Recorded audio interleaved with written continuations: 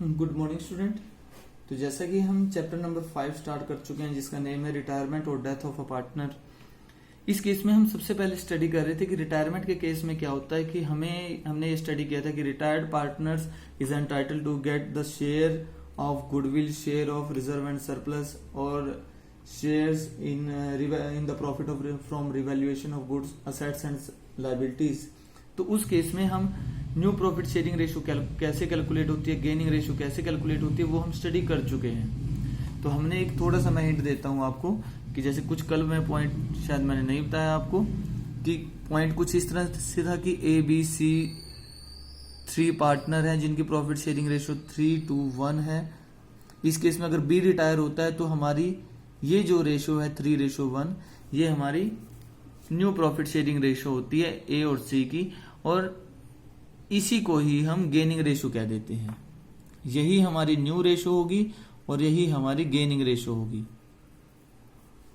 लेकिन ये सिर्फ इसी केस में है कि जब आपको ओल्ड रेशियो गिवन हो और सिर्फ ये कहा गया हो कि which partner is going to retire, in that case the remaining ratio will be used as new profit sharing ratio and that will also be treated as gaining ratio.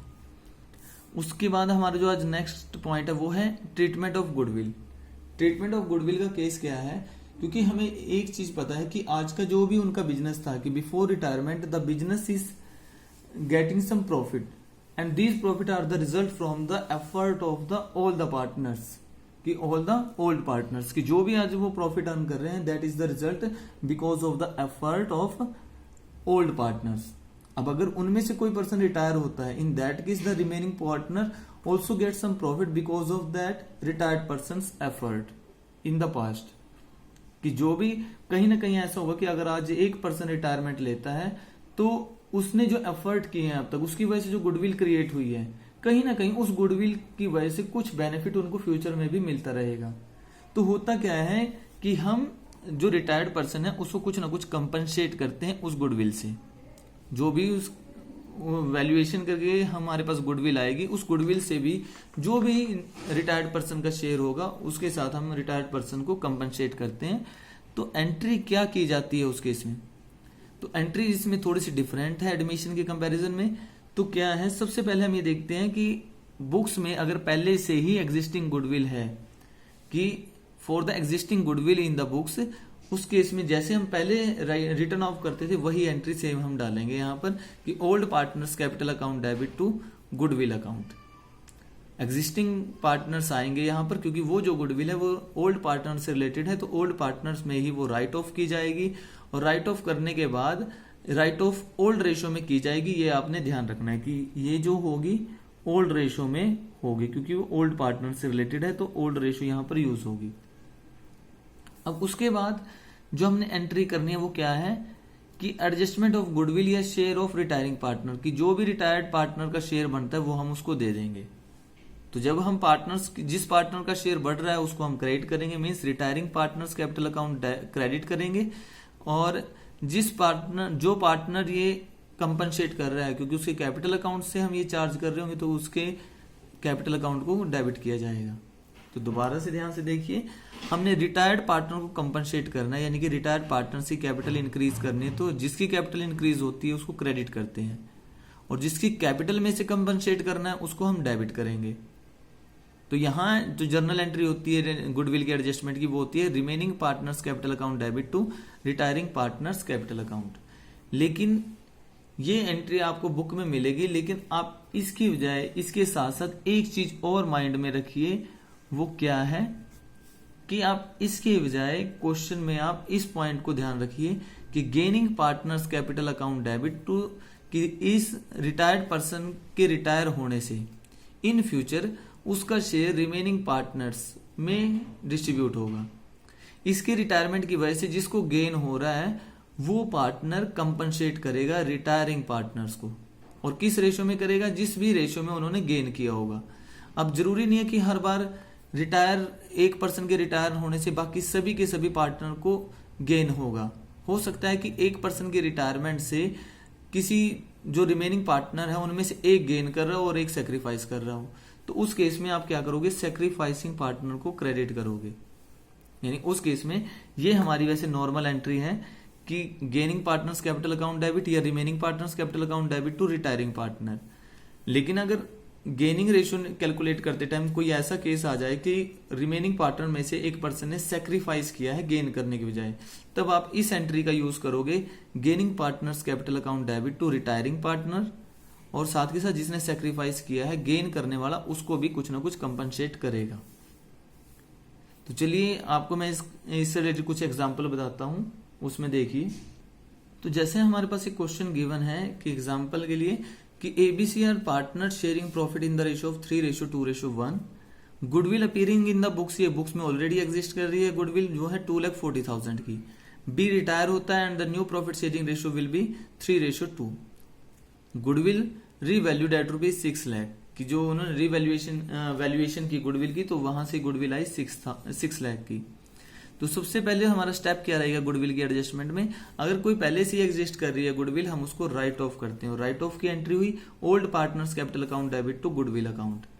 तो old partners capital account यानी कि यहाँ पर goodwill कितनी थी 2,40,000। Old partners में कैसे right of करेंगे, उनकी ओल्ड रेशो में, और ओल्ड रेशो क्या हुई उनकी 3:2:1 मीन्स 40,000,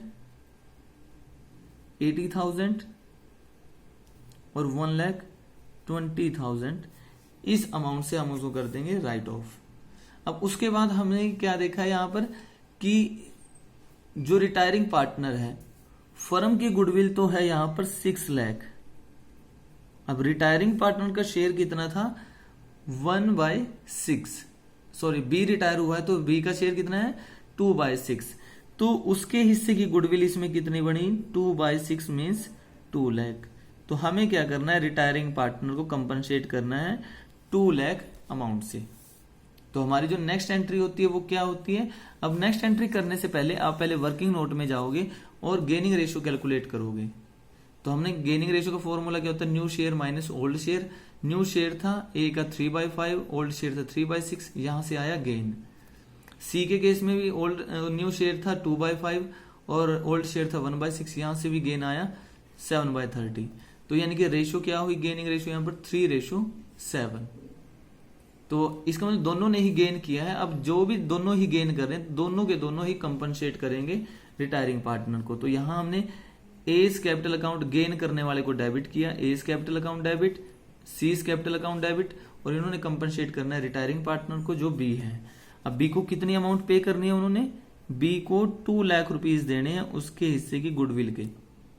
अब ये हम किस रेशो में इनसे लेकर देंगे, जिस रेशो में इन्होंने गेन किया है, गेन किया है 3:7 में, तो हम इसी रेशियो में ही इनसे कलेक्ट करेंगे। तो हमारे पास आया 60,000। हम इस 2 लाख को अगर 3:7 में हम डिस्ट्रीब्यूट करें तो ये आएगा 60,000 और 1,40,000। तो ये हमारी एंट्री रहेगी इस केस में।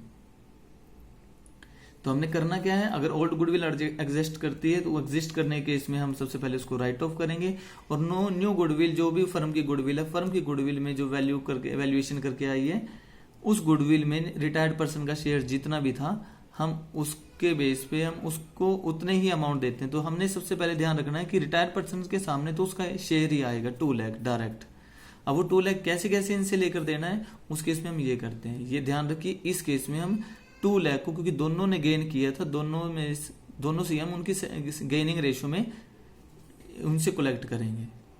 लेकिन एक डिफरेंट एग्जांपल है, वो देखिए। जैसे ABCD are partner with ratio 1:4:3:2। इनमें से अगर डी रिटायर होता है and the goodwill revalued at ₹2 lakh and the new profit sharing ratio among A, B and C is 4:3:3। तो यहां पर न्यू रेशियो ये गिवन है, ओल्ड रेशियो ये गिवन है। सबसे पहले तो ये चेक कीजिए कि यहां पर गुडविल की वैल्यूएशन में हमें गेनिंग या सेक्रीफाइस चेक करना होता है। तो हमने गेनिंग या सेक्रीफाइस चेक किया। ए का न्यू शेयर था 4/10, ओल्ड शेयर था 1/10, इसने यानी कि गेन किया 3/10। बी के केस में 3/10 उसने सेक्रीफाइस न्यू शेयर था और ओल्ड शेयर था 4/10, तो इसने यहां पर सेक्रीफाइस किया है। देखिए रिटायर हुआ है यहां पर डी, लेकिन डी के रिटायर की वजह से ए तो गेन कर रहा है लेकिन बी सेक्रीफाइस कर रहा है। सी का शेयर पहले भी 3/10 था, अब भी 3/10 है, तो यहां पर क्या है 0, ना ही उसने गेन किया ना ही कोई सेक्रीफाइस किया। तो यहां पर सारा सिचुएशन क्या आई कि डी की रिटायरमेंट की वजह से ए गेन कर रहा है और बी सेक्रीफाइस कर रहा है, यानी कि जो गेन करने वाला है वो सेक्रीफाइस करने वाले को भी कंपनसेट करेगा और साथ के साथ रिटायरिंग पार्टनर को भी कंपनसेट करेगा, यानी कि ए कंपनसेट करेगा किस किस को, बी को, और जो रिटायर हुआ है डी उसको। तो एंट्री हमारी यही रहेगी, ए कंपनसेट करेगा गेन करने वाला रिटायरिंग पार्टनर को भी, और यहाँ पर रिटायरिंग पार्टनर को भी और सेक्रीफाइसिंग पार्टनर को भी कंपनसेट करेगा।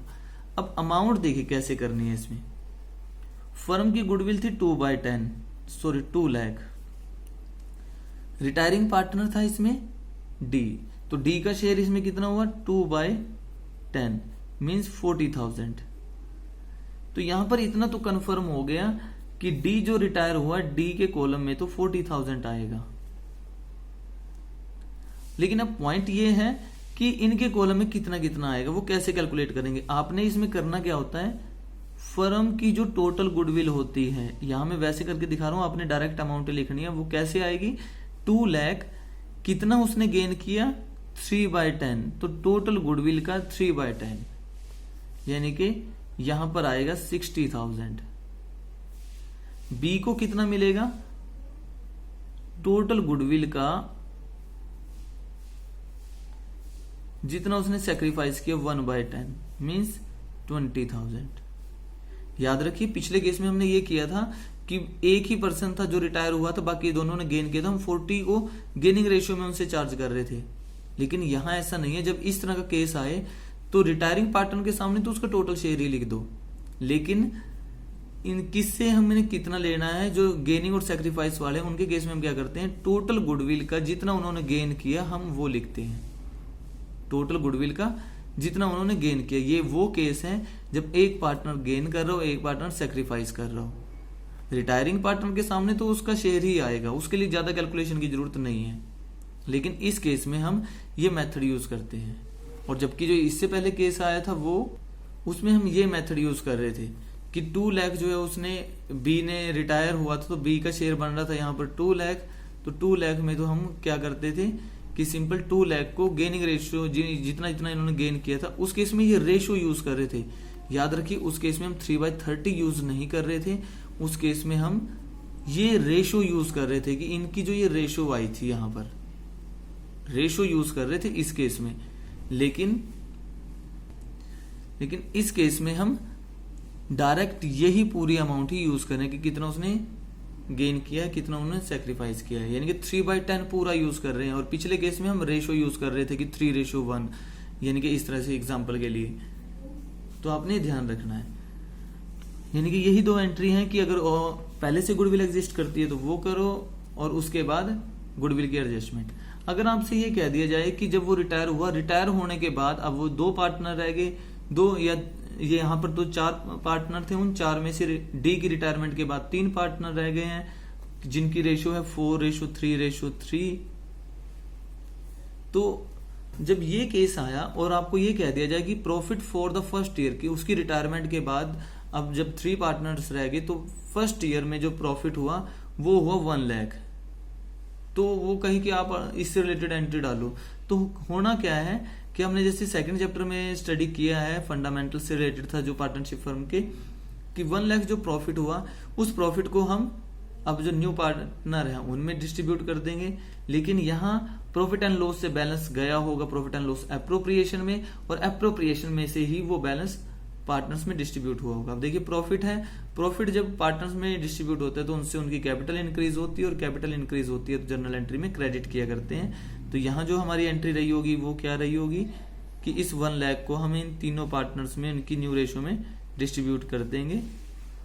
लेकिन profit and loss appropriation account से ये अमाउंट डिस्ट्रीब्यूट होगी, तो एंट्री होगी profit and loss appropriation account debit to A's capital, to B's capital, to c's capital account. तो ये है जो आज का टॉपिक है, यानी गुडविल से रिलेटेड क्वेश्चन जो है इसके बेस पर आप कर सकते हो।